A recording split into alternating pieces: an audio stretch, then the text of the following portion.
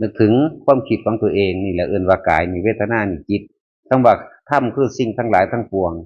ที่มีความเกิดขึ้นเป็นธรรมดาหรือที่เฮาเห็นที่เฮาที่เฮาเห็นที่เฮาหูที่เฮารู้